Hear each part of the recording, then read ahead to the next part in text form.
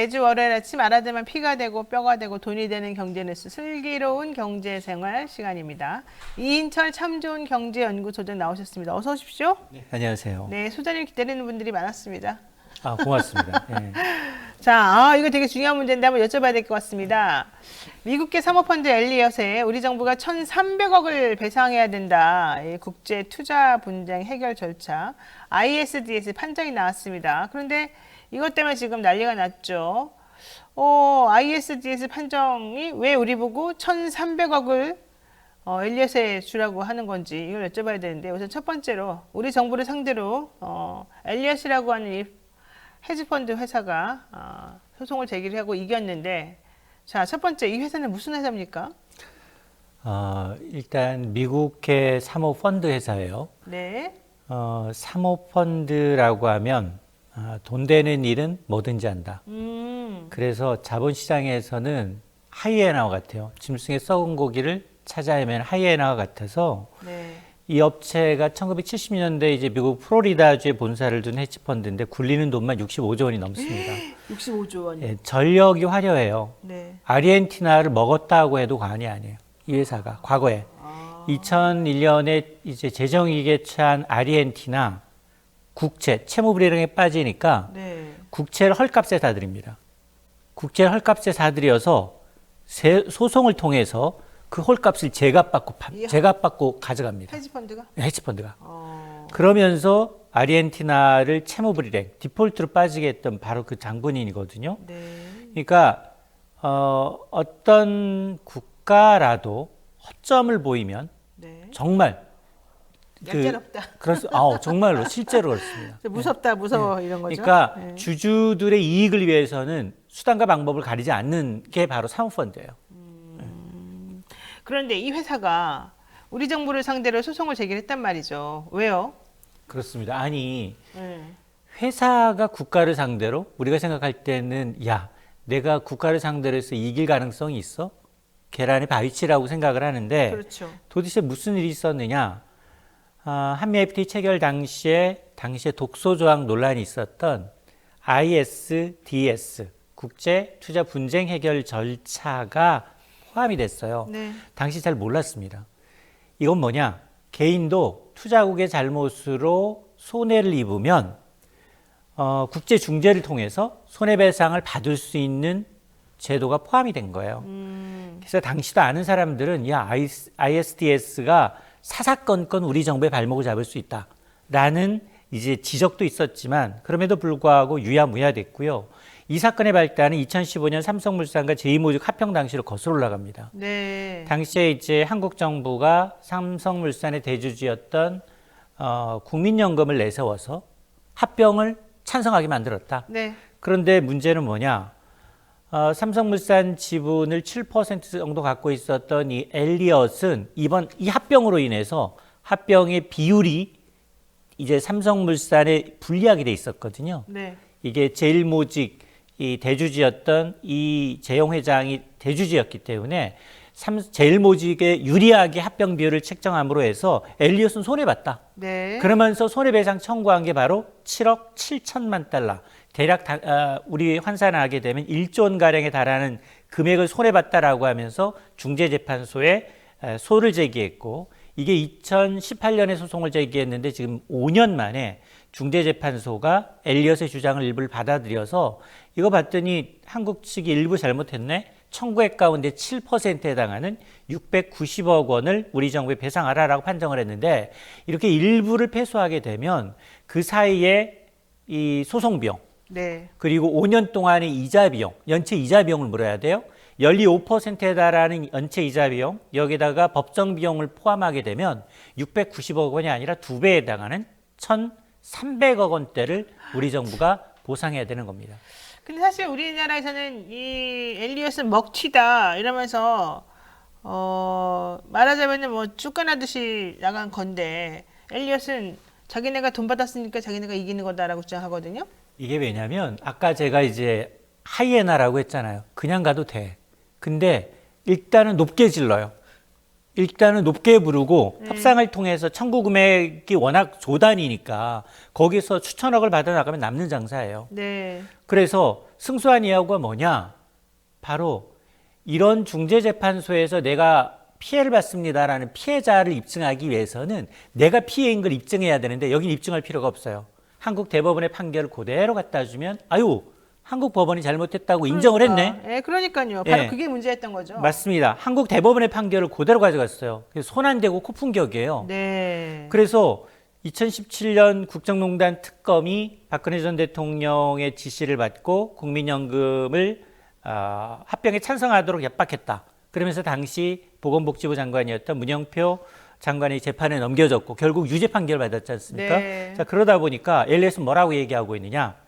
최고의 층, 한국의 최고의 층의 부패 범죄를 국가를 상대로 한 자기가 승리를 거둔 최초의 분쟁 사례다. 맞아요. 굉장히 성공적이다. 라고 자기들은 자랑을 하고 있는 겁니다. 사실 이게 지난번에 엘리엇이 제일 처음에 우리나라에서 소송 걸 때 그 제일모직하고 삼성물산 간의 이 비율을 네. 니네가 그렇게 임의적으로 막 인위적으로 만들어가지고 1대 3.5대 1에서 그러니까 제일모직 한 주면 삼성물산은 3주를 줘야 돼요. 그러니까 말이 안 되는 그런 걸 만들어 놓고 그럴 결과적으로는 이재용의 상속과 관련된 것을 유리하게 하기 위해서 만들면서 우리 개미들이나 일반 투자자를 다 망가뜨렸다. 이게 원래 핵심이었거든요. 맞아요. 그 민사 소송을 제가 대변협에 있을 때 있었던 그 변호사님 사무실에서 했어요. 그래서 우리가 봤을 때 엘리엇에서 주장하는 거는 그 당시에 사실은 좀 설득력이 있었어요. 왜냐하면 워낙 합병 비율이 안 맞았으니까. 맞아요. 그랬는데 그 소송을 졌어요. 엘리엇이. 그러고 난 다음부터 엘리엇이 이제 뭔가 더 해야 된다고 하다가 갑자기 딱 중단해 버리더라고요. 그래서 저희들이 이거는 뭔가 좀 그러겠구나. 나중에 이제 다 뒤집어질 수 있겠구나. 혹시 이게 큰 문제가 될 수도 있겠구나 생각하면서 걱정을 많이 하고 있었는데 하필이면 딱 국정농단 관련해가지고 이재용 사건이 막 터지면서 박근혜 일이 터지면서 이제 나라가 엄청 복잡해진 거예요. 그러고 나니까 옛날에 했었던 그거, 그다음에 형사 사건에서 또 그거 이게 합쳐지게 되니까 엘리엇 주장이 맞았네. 이제 이런 날이 생기면서 결국 엘리엇이 나 그냥 못 나가. 니네 나한테 돈 달 그냥 나가라 그랬지? 이러면서 니네 한번 엿먹어라. 죄송합니다. 니네 한번 당해봐라. 이러면서 이 소송을 시작했는데 마침 대법원 판결이 형사 판결이 사실은 불리하게 우리에게 작용할 수밖에 없는 구조였고 또 저는 그거보다도 한동훈 장관이 이거 소송하지 않았었나요? 담당일 거예요. 네, 그분이 잘 못했던 걸로 제가 기억을 하고 있어요. 그러니까 이제 대법원의 판결도 그렇고, 근데 네. 이제 우리 정부가 이제 이번 소송 저는 사실상 승리다라고 얘기하는 그 배경에는 에이. 금액을 갖고 얘기하는 거예요. 뭐 조금 내도 맞습니다. 됐다는 거겠죠. 엘리엇이 청구한 금액이 1조 원인데 거기에 7%니 93% 우리가 이긴 게 아니냐라는 건데요. 물론 그 인정된 7%가 구체적으로 뭔지에 대해서 판결 내용을 다 공개하지 않았어요. 네. 그렇기 때문에 왈가왈가할 이유는 없지만 그러나 이제 이게 전부 다 세금으로 내야 되는 거거든요. 그리고 똑같은 판결이 앞서서 나왔어요. 네. 이게 또 다른 사모펀드입니다. 론스타라고 하는 먹튀의 대명사. 네. 외환은행을 갖고 막 진짜 쥐고 짜고 수조 원 이상 먹고 갔는데 여기도 마찬가지예요.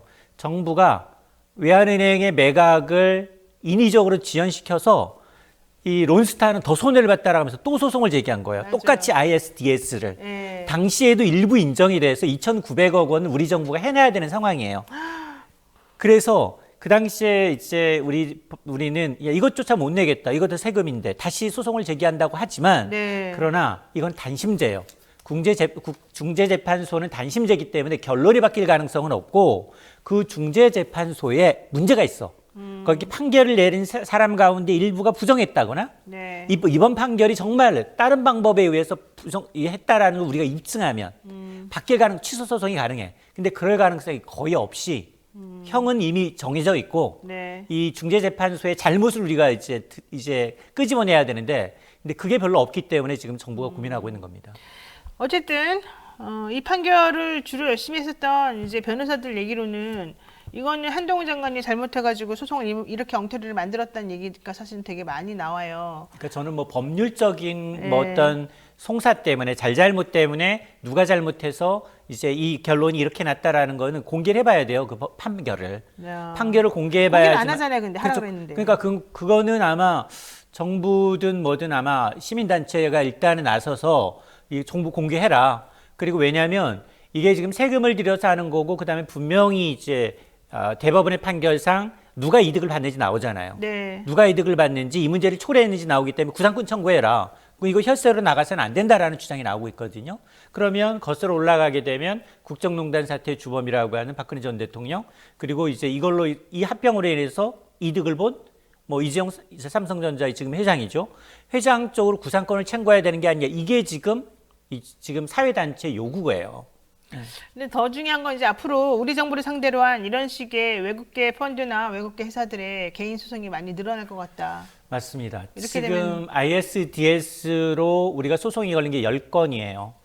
5건이 일단은 판결이 10건? 났고 5건이 준행 중에 있습니다. 네. 5건이 준행 중에 있는데 이 남은 5건 가운데 좀 큰 건이 마냥 똑같은 엘리엇 사건하고 비슷해요. 삼성로직과 삼성물산과 제일모직 합병 과정 때문에 또 다른 미국계 헤지 펀드인 메이슨 캐피탈이 제기한 소송입니다. 그러니까 이것도 우리가 좀 질강률이 일부 패소할 확률이 상당히 높아요. 근데 이 금액 또한 2억 달러가 되거든요. 2억 달러요? 예. 아휴, 그러니까 지금 환산하게 되면 약 뭐 2,600억 3천억 정도. 예, 그렇습니다. 3천억 가까이 예, 되는 예, 돈이기 예. 때문에 이 역시 이제 문제가 될 소지가 많아서 아마 정부가 이 ISDS의 이 독소장을 과연 그대로 우리가 가져갈 건지에 대해서도 좀 고민을 해야 돼요. 나는 그리고 더 중요한 건 정부가 우리 국민들에게 좀 투명하게 공개를 했으면 좋겠어요. 왜 맨날 자기네는 잘했다 그러는데 내용을 들여다보면 그것도 아니고 이길 수 있는 방법도 있는데 그런 건 주장도 안 하고 왜 사람들한테 그러면 내가 이렇게 잘 싸웠으니 니네 오해하지 말아라라고 보여주든가 보여주지도 않고 내가 솔직히 말해서 다 들여다보면은 군데군데 이렇게 함정에 빠진 것들이 많고 본인들이 실제 주장해야 되는데 안 한 것들도 되게 많거든요. 그런 것들을 왜 안 말해줘요, 그러면? 또 하나가 이 나머지 5건 가운데는 이렇게 사모펀드가 제기한 것도 있는데 개인이 한 것도 1인이 1인이 국가를 상대로 한 것도 있기 때문에 네네. 이게 앞으로 계속해서 ISDS라는 걸 빌미로 해서 네. 이게 좋기 때문에 개인이라도 국가의 피해로 투자국의 국가의 피해로 잘못된 정책 판단으로 인해서 피해를 봤다라는 걸 입증하게 되면 소송은 계속 나올 수 있습니다. 근데 소송 비용이 만만치 않을 텐데 개인이 혼자 해서 막 해요? 이게 왜냐면 결론이 나게 되면 네. 결론이 일부라도 인용되게 되면 이렇게 법정 비용을 다 덤터기 쓰거든요. 그렇군요. 네. 알겠습니다. 자, 두 번째 이슈 보겠습니다. 일본 엔화 환율이 8년 만에 최저치로 떨어졌습니다. 일본 주택시장이 지금 33년 만에 최고치를 기록하고 있어서 국내에서도 엔테크 열풍이 불고 있다고 하는데 일본 엔화 왜 이렇게 엄청나게 떨어지는 겁니까? 맞습니다. 100엔당 우리가 보통 일본 여행 가기 시작해서 환전할 때는 네. 1,000원 정도면 10,000원으로 환산을 그래서 했거든요. 옛날에 1대1이었어요. 그렇습니다. 그랬는데 지금 장중 897엔까지 떨어졌기 때문에 네. 이게 2015년 이후 8년 만에 가장 많이 떨어진 겁니다. 엔화 가치 왜 이렇게 떨어지느냐? 일본만 지금 돈 풀기 하고 있거든요. 그러니까 전 세계가 물가 때문에 미국, 유럽, 우리나라까지 이제 초고속으로 금리를 올리고 있는데 일본은 디플레이, 물가도 떨어지고 있는데 경기도 침체가 심각하다 보니 네. 물가 이제 감안하지 않고 돈을 계속 풀었다는 겁니다. 양적 완화를 고수하고 있는데 또 최근 들어서는 상대적으로 우리나라는 원화는 강세예요. 외국인 투자자들이 하반기 반도체 업종 업황 반전 기대하면서 네. 대규모로 주식을 막 10조 원씩 사들이고 있거든요. 이러다 보니까 지금 원화는 강세인데 네. 엔화는 약세, 달러 대비. 이러다 보니까 격차가 더 벌어지고 있는 상황인데요. 일본은 4월에 일본은행 총재가 바뀌었어요. 우에다 가즈오 일본은행 총재가 바뀌었으니 그동안 통화정책 좀 선회하지 않을까 이 기대를 깼습니다. 실제로 2주 전에 우리의 이제 금통위 성격의 금융정책 결정회의가 열었는데 일본의 단기 금리는 마이너스 0.1%, 10년 금리가 제로인데 마이너스 0.1% 금리라는 건 뭐냐? 기업이나 가게가 제발 은행에서 대출 좀만 해가라. 기업은 대출해서 투자해주고 그리고 가게는 대출해서 소비 좀 해줘라. 네. 그러면 대출 부대 비용 안 받고 이자 제로로 주겠다는 거거든요. 이자 안 받고. 자, 그럴 정도로 지금 돈을 풀고 있는데 그러면서 이렇게 돈을 풀다 보니 일본도 물가가 꿈틀꿈틀대요. 우리만큼은 아니지만 소비자 물가 상승률이 3, 4% 오르고 있거든요. 네네. 그럼에도 불구하고 다른 국가처럼 여전히 제로금리를 고수하고 있는 속내를 들여다보면 부채가 너무 많아. GDP 대비 국가 부채가 260%에 달해요. 그래서 일본은행이 기준금리를 1%만 올려도 연금 이 연례로 1년 중에 갚아야 될 원금과 이자가 33조 원 넘습니다. 그래요? 예, 그래서 금리를 올릴 수도 없어요. 물가 그러네. 때문에. 예. 자, 어쨌든 국내 개인 투자자들이 엔테크를 좀 열심히 하려고 생각한다는 거고요. 일본 찾는 한국인 관광객도 엄청나게 늘고 있습니다. 워낙 싸니까 다른 나라 갈 수가 없지 않습니까? 그러다 보니까 오히려 일본 사람들 우리나라 안 오고 우리나라는 일본에 잔뜩 가고 여행 수지가 완전히 적자예요. 맞습니다. 제주 가느니 그 비용으로 일본 간다.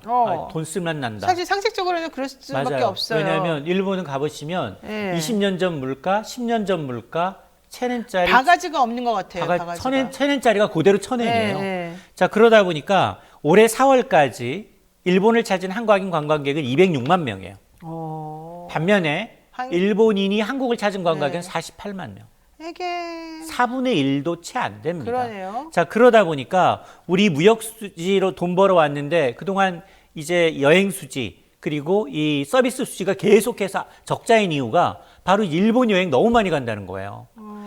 또 문제는 또 뭐냐? 여기다가 지금 엔테크 하겠다고 엔화 예금 가입하죠. 엔화 사두죠. 그다음에 일본 주식 투자하죠. 계속해서 그동안에 사실 노재팬 하면서 일본의 뭐 이제 맥주, 수입 맥주 1위였거든요, 한때. 근데 이제 수입 맥주 10위권 밖에 떨어졌다가 노재팬 사라졌고요. 아사히 이런 거. 그다음에 네. 그렇습니다. 여기다가 이제 일본계 그 유니클로라는 이 저가 의류 매장 여기 이제 그 노재팬 운동 때문에 뭐 종로 일부 망했죠, 매장은 뭐. 종로 네. 일부 매장은 문을 닫기도 했어요. 네, 네. 근데 다시 역시 지난해 매출 31%나 증가하고 있거든요. 다시 살아났군요. 그렇습니다. 그러니까 일본 기업들의 수출 경쟁력도 마찬가지로 엔저다 보니까 상당히 좀 좋아지고 있는 상황입니다. 그러니까 우리나라 수출 경쟁력은 떨어지고 일단 일본은 엔저를 유지하면서 기존 사람들도 불러 모으고 경쟁력도 높아지고 그렇다면 일본 입장에서는 이런 약세 기조 엔화 약세 기조를 당분간 이어가겠습니다. 맞습니다. 일본은행 총재까지 나서서 당분간은 통화 양적 완화를 이제 이어가겠다라고 밝혔기 때문에 추가적으로 좀 더 왜냐하면 지금 미국이나 유럽이나 우리나라는 물가 때문에 금리를 한 단계 내지 두 단계 올려야 되는 상황이거든요. 네. 근데 일본이 계속해서 이제 완화 정책을 고수하게 되면 일본의 통화 가치는 더 떨어집니다. 근데 예, 러시안 캐시 이런 거 있잖아요. 러시안 예. 캐시, 오케이 뭐 이런 것. 그런 대부업에서 시작된 그런 금융권 관계자들이 다 나간다던데요, 이게. 왜냐하면 네. 일부 저축은행들은 이미 일본계 자금이 다 장악을 했어요. 네, 왜냐하면 일본계 자금 워낙 써요. 제가 지난번 싸죠. 시간에도 말씀드렸습니다만 일본의 부동산 투자가 너무 좋은 게 대출금리 1에서 2%예요. 부동산 대출금리. 너무 좋은데요. 예. 네. 그러다 보니까 거기는 자금이 계속 10년 동안 아까 얘기했잖아요. 제로금리로 제발 돈 빌려가달라. 돈 이제 대출 무료로 해주겠다라는 거거든요. 무이자로. 그러니까 그런 돈들이 우리나라 들어와서 다 장악을 했기 때문에 굉장히 우리는 이제 이 대부업체들이 이제 금리 장사하기 좋은 환경이에요. 우리가 지금 시중은행들 계속해서 금리 동결했음에도 불구하고 지금 예대 금리가 계속 벌어지면서 은행들은 사상 최저 수익이잖아요. 그 빌미로 물론 저축은행 가운데 일부는 PF 대출에 묶여 있습니다. PF 대출에 묶여 있어서 상당히 어려운 게 맞아요. 상당히 어려운 것도 맞지만 그러나 일본계 자금의 경우에는 상당히 우리나라랑 틀리게 저금리로 들어온 돈들이 많기 때문에 우리 대부업체들이 견뎌내지 못해요. 예, 원래 들어온 돈 자체가 쌈짓돈 자체의 금리가 차이가 있다는 그렇죠. 겁니다. 예. 아마 필요하면은 예전에 한번 근데 이런 파동이 한번 있었어요. 일본 엔화가 너무 싸가지고 그 금리가 너무 싸니까 우리나라에서 돈 빌릴 때 엔화를 빌리라고 자꾸 그랬었어요. 그래서 왜냐하면 특히 이제 전문직들, 네, 의사나 이런 의사들은 의사들. 엔저를 이용해서 그걸 갖고 왔어요. 근데 문제는 뭐냐면 지금처럼 엔저라고 하면 우리가 이제 더 낫겠지만 근데 엔화를 강세로 돌아서면 이분들은 잊은 거예요. 바로 그거예요. 그것 때문에 처음에는 막 당분간 이게 이런 기조가 계속 될 거다 하면서 막 빌렸거든요. 그냥 싸게. 근데 그게 어느 순간 갑자기 맞아요. 너무 높아져가지고 본인이 해결할 수 없는 수준까지 가서 망한 사람 되게 많아요. 맞습니다. 그래서 지금 일본을 우리가 홍보해 주는 건 아니지만 우리 대통령이 너무 일본을 좋아하고 우리 정부가 일본 편향적인 이런 외교를 하다 보니까 일본이 안전해 보이기도 하지만 사실은 저는 좀 이게 불안한 상황일 수도 있다. 그리고 게다가 미국이 지금 달러 너무 많이 찍어내가지고 그 불안감이 상당하지 않습니까? 이 바이든도 사실 그걸 노골적으로 해결을 못하고 있는 중인데 그러다 보면 일본하고 미국의 이 돈 때문에 우리나라가 중간에서 난리 날 것 같아요. 아유, 외환 전문가가 다 됐어요.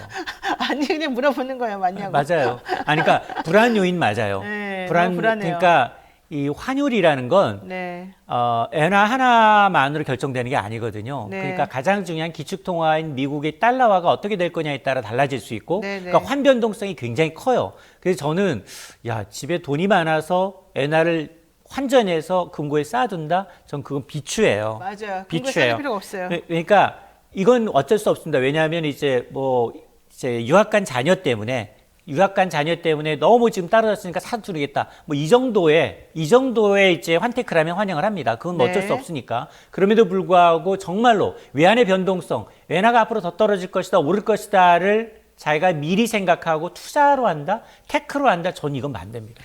그러니까 이게 그렇더라고요. 지금 당장 뭐 한두 달 정도는 이 기조가 유지될 수 있는데 또 언제든지 바뀔 수가 있어가지고 정말 그걸 직업으로 삼아가지고 한두 달 안에 변동되자마자 싹 팔고 이득 딱 챙기고 다시 변동되자마자 또 팔고 사고 이걸 잘하지 않는 이상은 우리 같은 사람은 해봤자 소용이 없겠다. 개인 생각이 그렇습니다. 자, 어쨌든 여러분들 오늘 이인철 소장님하고 여기까지 말씀 나눠야 될 것 같습니다. 오늘 말씀 고맙습니다.